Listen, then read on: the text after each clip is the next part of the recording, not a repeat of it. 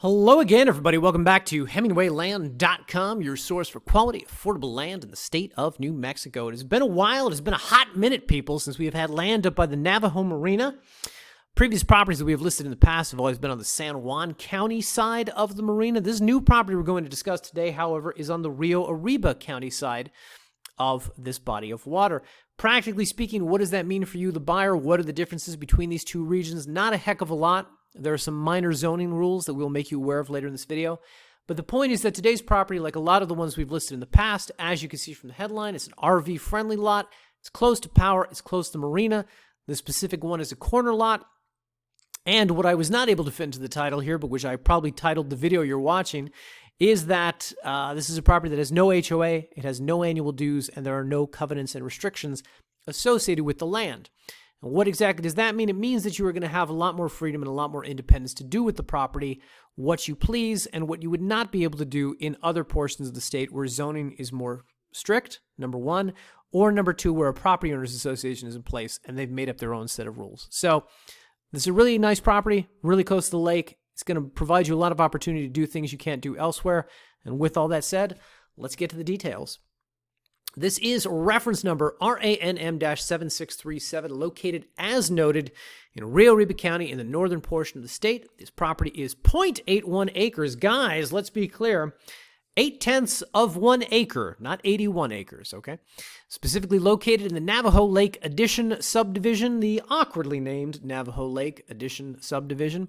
And as you saw up top, this 0.8 of an acre property is priced at $6,000. Let's pull it up on a map, guys, show you exactly where it is. As with all of our properties, we got GPS coordinates right here, 4 corner points in the center. Click any one of them, and up on Google Maps, the property shall appear. So, for those of you who are watching the channel who are not intimately familiar with the geography of New Mexico, my supposition is that you are still aware of Albuquerque, located up here in the north-central portion of the state. The subject property is nowhere close. Nowhere close, guys. It's about a 3-hour drive north.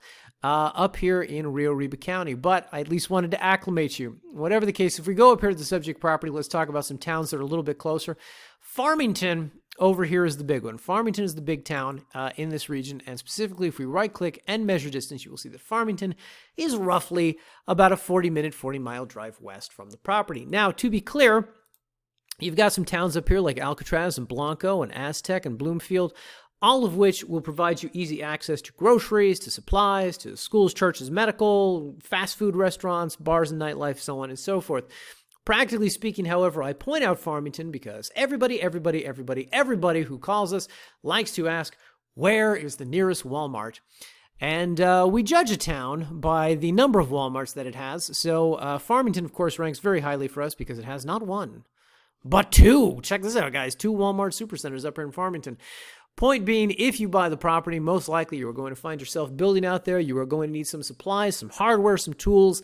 The nearest Walmarts are none too far away. Additionally, here within the town of Farmington, you will have easy access to a Lowe's, a Home Depot, whatever the exact hardware store that's out here, not too far from the subject property. Now, with all that said, guys, over here by the subject property, we have this giant blue thing on the map, which of course is water. More specifically, is the Navajo Lake State Park. Now, the Navajo Lake State Park, of course, is a combination of 2 rivers here. You've got the Pine River, you've got the San Juan River. More importantly, however, this is the second largest body of water within the state. And while I blather about this, guys, if you are unfamiliar with the region, ba-boom, we've got pictures. Look at that. So anyway, second largest body of water in the state behind only Elephant Butte Lake in the central portion of the state in Sierra County. I, however, prefer the Navajo Dam, the Navajo Lake State Park area, because unlike Elephant Butte Lake, I feel like they have capitalized on the fact that they are a body of water in a largely desert state. And when I say capitalized, I mean there are a lot of things to do out here. There are a lot of things offered to tourists and locals alike.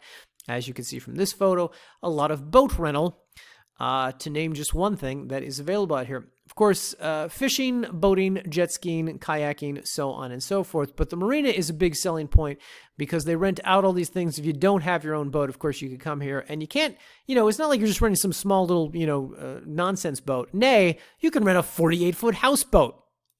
Take 20 of your friends out on the weekends and have some big party out here on the lake. Of course, we have the Navajo Lake Marina. website linked up here on the listing page so you can learn more about this region and exactly what is available to you out here if you are not already familiar with it. I will point out, guys, if you just look at the rentals that are available out here or the houseboat rentals like I was talking about, there's a lot going on. There's a lot to do. As you can see from this photo, a lot of cool activities to take advantage of, fishing guides, etc., etc. Whatever the case, the subject property sits right over here, just a little bit southeast of the Navajo Lake State Park. Now, I will quickly point out to you guys, one of the things that I really like about this region in general is that it is not just a seasonal region. And by that, I mean, yes, you have the Navajo Lake State Park up here. You also have other bodies of water. If you ever get sick of going here, if you get sick of the tourists, you've got, over here, you've got the Heron and El Vado lakes. You've got Abiquiu Lake over here, all right here within Rio Arriba County. But it's not just a seasonal property enjoyed only in the spring and summer months, because also within relatively close proximity to the property, you have the Taos Ski Valley over here, which is roughly about a 2-hour drive out here to Taos Ski Valley. Or you also have Telluride up here, which is about 2 hours north into Colorado. Of course, you've also got the town of Durango, which is roughly, I think, about an hour, something like that. 40 minutes north of the subject property. So the point is that you could take advantage of a lot of great things to do in this region in the spring, in the summer, in the fall, and in the winter. Some of the best skiing in America is really right next door in these neighboring territories. So this is yet another reason why I really love property out here in this region. Anyway, with all that said, let's zoom in. Let's talk a little bit more about this. So as you notice where we are right here in the photo gallery, we've also got a map of the marina, specifically indicating the subject property located here. We're going to talk more about the eastern shoreline of this area in just a bit. What I want to get into, however, are some of the property-specific details. So first off, this cutout area that you see right here on the map is the awkwardly named Navajo Lake Addition subdivision right here off the 527. It's a small little subdivision. And if we go to satellite view and zoom in, you can see that to get to the subject property, you're just coming in here off the 527, banging a sharp right out to the land right here. And this is the corner lot in question that we are talking about today. Now, of course, if you go to map view, you are not going to see, you are not going to see an overlay of the plat right here. So helpfully in the photo gallery at the bottom of this page, guys, we have, as always, the Google Earth representation, which gives you a sense of size, shape, location, general footprint of the property, and so as you know, we are not making up random geometric shapes, that these are based in some sort of fact. But boom, we also have the plat map to give you a sense, again, of the footprint of the land that you would be purchasing. This plat map also is pretty detailed, which you don't find a lot out in Rio Arriba County. So this one also has the dimensions of the lot, 220 by 229, something like that.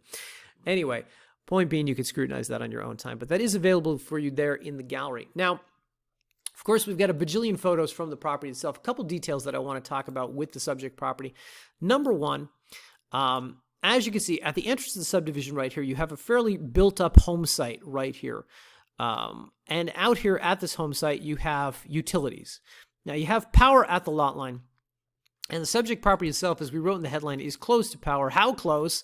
Roughly about, say 1,200, 1,300 feet, something like that, to the nearest power line. Now, of course, maybe if you don't want to rely solely on solar, you can get power extended out to the subject property. Likely not that difficult or expensive when it's covering a mere distance of roughly about 1,200 feet. There are also some other utilities here, which I will make you aware of in just a bit. A couple other things I want to point out about the property, which is number one, you're coming in here off the highway. If we hold down the control key and you kind of wiggle the mouse, what you can see is that you're actually kind of going up a hillside here to get onto the property. So the property sits on kind of a higher mesa area here where you will have some nicer views of the surrounding valley. Now, I'm pointing it out not only because of the views of the valley of the nearby southern Colorado mountains, but also because, as our photographer found out when he went out there, is that this is not the easiest road in the world to traverse.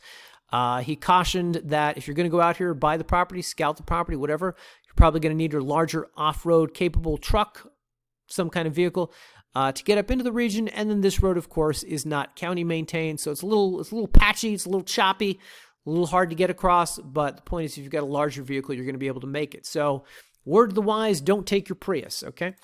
Anyway, and I'll get into the photo gallery in just a second and kind of detail that a little bit more. Another thing that I want to point out about this is that the property, and oh wait, look, I have to do this again.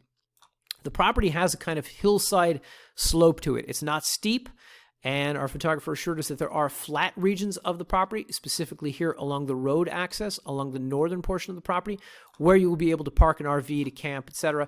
Additionally, there are enough cutout open area spaces on the lot itself where you would be able to do such a thing.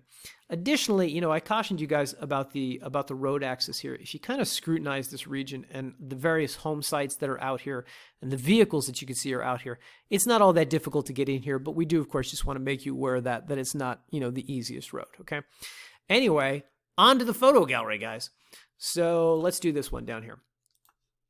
All right, so in regards to subject property, so this is the road that you're going to come in off of. This is the aforementioned 527.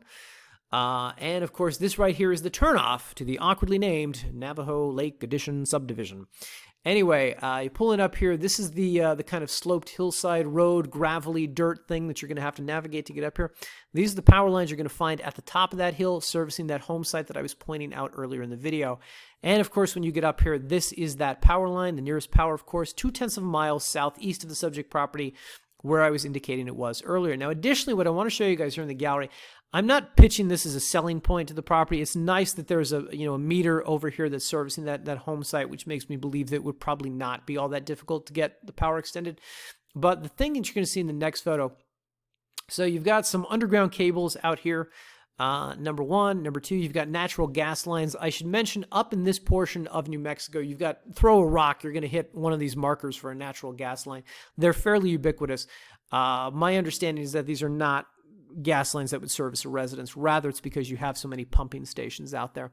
Additionally, there is this caution water pipeline in the region. I have no idea if this is potable water, if this is anything that could ever be tapped into, if this is anything that is servicing that nearby home site. I do not know, but I know that all of this exists basically right at the entrance to the subdivision, right where that home site is. So if you know more about this, perhaps you'll realize that this is, a good or bad feature. Whatever the case, it is very close to the subject property. Anyway, with all that said, guys, these, of course, are the photos of the land. As you can see, as indicated earlier, has a bit of a slope to it, not too much, not too prohibitive, not too difficult to build on. And, of course, a lot of carved out sections where you can build, where you can park, where you can camp, etc. And you get some sense from the photos of, the kinds of views that you have in this region, looking out over this way, etc. And as we go through this, let's actually, while I go through the photos, let's talk about zoning. So Rio Arriba County is not a county that's devoid of zoning. They have zoning. But for the most part, Rio Arriba County, like a lot of rural counties within the state, tends to defer to, if there's a property owners association or homeowners association and they have their own rules, Rio Arriba just sort of defers to them. Number one. Number two, if property owners association or something like that doesn't exist, most developers, when they come in and they chop up a section of land, they tend to create some sort of covenants or restrictions that go with it. There are no recorded CCRs, covenants, conditions, and restrictions that go with this land, that go with this subdivision out here. So once again, Rio Arriba the county has nothing to defer to. So there are some minor rules, things that you want to be aware of. Of course, the question that we always get is about RV usage. RV usage in Rio Arriba County, it's not indiscriminate. It's not that you can live out of an RV for endless periods of time. There are portions in New Mexico where that's the case. But in Rio Arriba, you're allowed 90 days. 90 days is pretty good, particularly when you're this close to a marina. I mean, that's June, July, and August right there. You get your whole summer to come out here, vacation on the land, and you don't have to worry about the local sheriff being called out to say, get that thing off the property here. Number one. Number two, you can apply for an extension of the RV use permit without having a building permit. So it's not even one of these where you have to be building a structure or pretending you're building a structure to continue living out of the RV. What I have been told by the county in the past is that the only thing they really care about is just how you're disposing of waste. If you're making a mess of the area, then you're probably not going to get that permit extended. If, however, you've managed to keep everything clean, neat, nice, and presentable, that permit will likely be extended another, 3 months. So the point is, and by the way, Rio Arriba, if I can just show you guys on the map, Rio Arriba is a massive county as far as landmass. And where's it at? Tierra Amarilla over here, which is nowhere close to the subject property. Tierra Amarilla is the county seat. This is where county government is. This is where the planning zoning office is. This is where the sheriff, I guess, would be. I don't see a lot of people coming out here to inspect your property to see, if you're on the property for the 91st day or how you're maintaining it.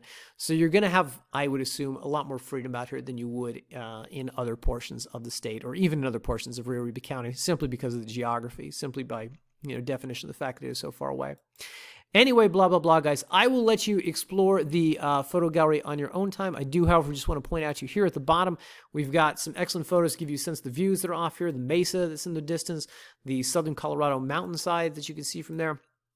And then, of course, we've got the drone photos with the overlay of the property to give you, again, a sense of the exact size, shape, location, etc. By the way, in these photos, guys, you can also see some RV people, some people who are camping, some people who are RVing on their properties, on nearby lots. And by the way, we're talking about road conditions, how it might be difficult to get up that hill to access into this subdivision.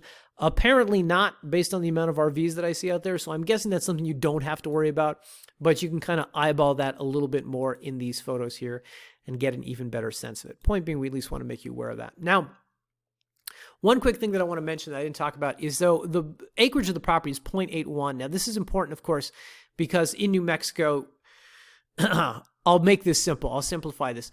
It helps to have 3/4 of an acre on which to build, particularly if you're going to build with a conventional well and a conventional septic system. Okay, so we'll keep it at that. The point is, it's over that threshold, which means it should be more affordable. It should be easier to get permitted to build on this land, particularly if you're putting down, as noted, conventional well, conventional septic.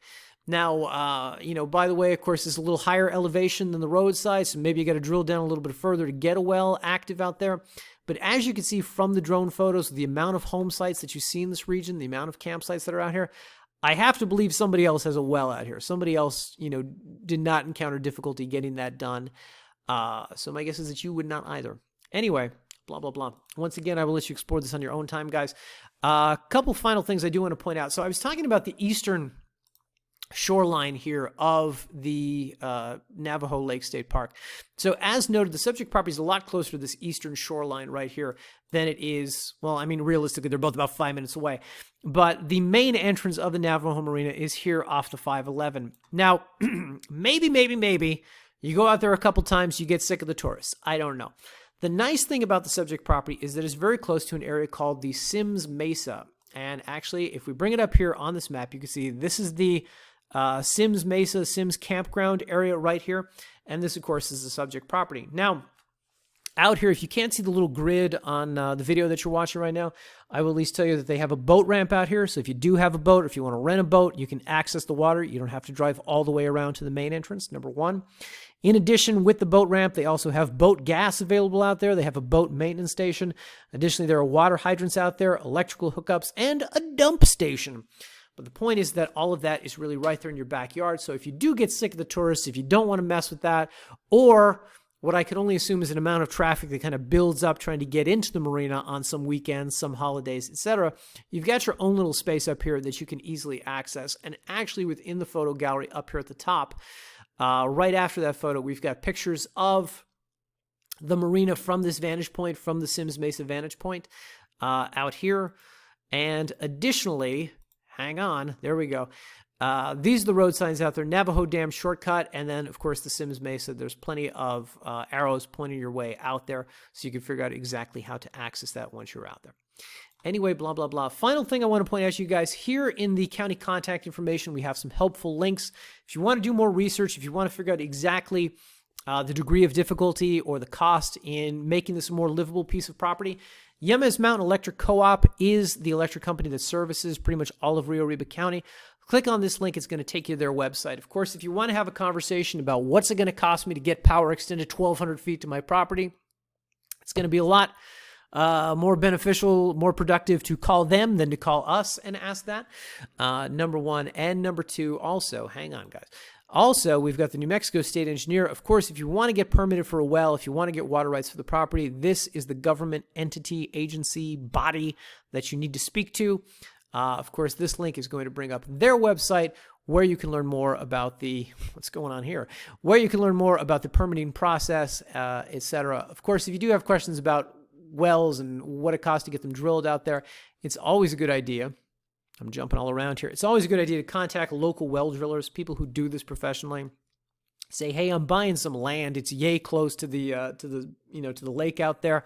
What generally do wells cost in this region? What kind of water table are we talking about? How deep do I have to go? And what are you charging me per foot of drilling? They can answer those questions, again, a lot better than we can. Anyway, with all that said, guys, those are just a few of the many, many things that are worth discussing with this property, that are worth talking about. It's a really nice region, a lot to do out there. I mean, I didn't even get into the hunting that's available in this region. Anyway, one quick thing, guys, before I get to how to buy the property. So the property's price is $6,000. Came in a scooch higher than I wanted it to, and I will tell you that when we were buying this, there were a lot of, we closed on this with New Mexico Land and Title, so we got title insurance on the property. That means we'll be providing you with a warranty deed for the property. But in order for us to get title insurance on the property, there were a lot of hoops that had to be jumped through. There were a lot of, let's say, issues with title at the time that we had to get cleared up. That ended up costing a lot more than I anticipated, a lot more than I wanted it to. So that's why the property is a scooch more than I would like to have it priced at. That being said, I do think we are still in the realm of reasonable, given all the benefits to being within this area and all the benefits of this specific property. Anyway, so once again, we closed on that with New Mexico Land and Title. If you would like to purchase this property, just come here, click the Buy Now button. It's going to take you to a secure checkout page.